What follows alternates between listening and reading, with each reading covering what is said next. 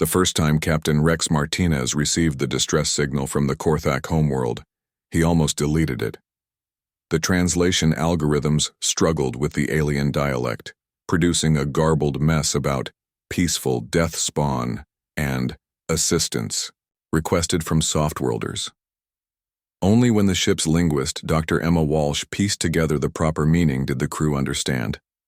An entire species was begging for help from what they assumed were fragile, civilized beings.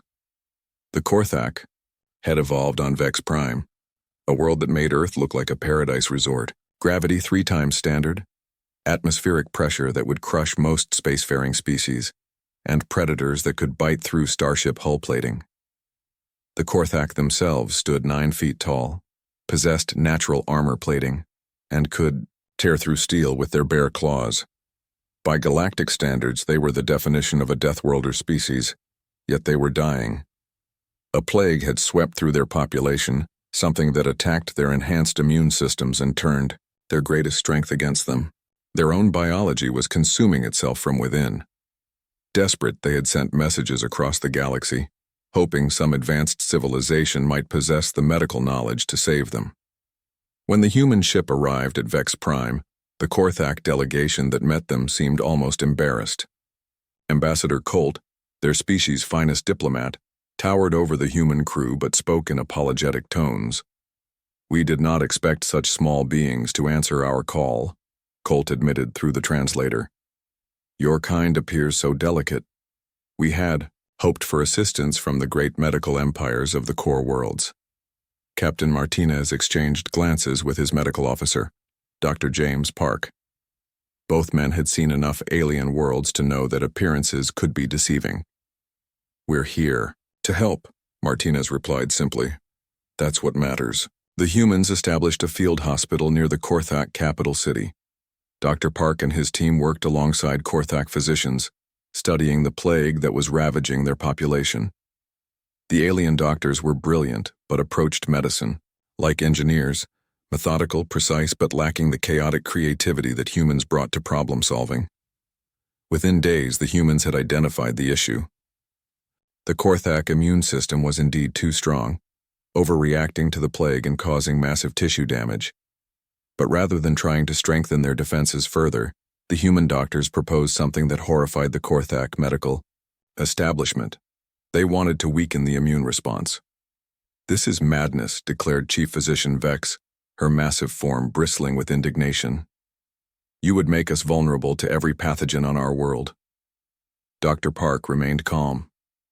"Sometimes, the cure requires accepting calculated risks. Your people are dying because they're too strong, not too weak." The treatment the humans developed was elegant in its simplicity. Using modified Earth bacteria, organisms that would be harmless to the robust Korthak physiology, they created a controlled infection that would occupy the immune system without causing damage. The overactive defenses would focus on the introduced bacteria, allowing the body's natural healing processes to address the plague. But when the humans began implementing their solution, something unexpected happened. The modified bacteria, exposed to Vex Prime's harsh environment and the Korthak's unique biology, began to evolve rapidly. Within weeks, they had adapted beyond human prediction. The first sign of trouble came when Korthak patients began displaying new symptoms. They weren't getting sicker, but they were changing. Their already formidable strength increased. Their natural armor grew thicker. Their senses sharpened to supernatural levels. Ambassador Colt cornered Captain Martinez in the medical facility. "What have your people done to us?" he demanded, but his tone carried wonder rather than anger. The answer became clear when Dr. Park's analysis revealed the truth. The Earth bacteria weren't just occupying the Korthak immune system, they were forming a symbiotic relationship. The microorganisms were enhancing the aliens' already impressive capabilities, turning them into something beyond even their Deathworld origins. "We've accidentally created super Deathworlders," Dr. Walsh whispered during an emergency meeting. "These aren't the same Korthak who called for help." The enhanced Korthak weren't content to remain on their dying world. With their new capabilities, they began expanding aggressively through their star system. Other species that had ignored their pleas for help suddenly found themselves facing beings that could survive in the vacuum of space and tear apart starships with their bare hands.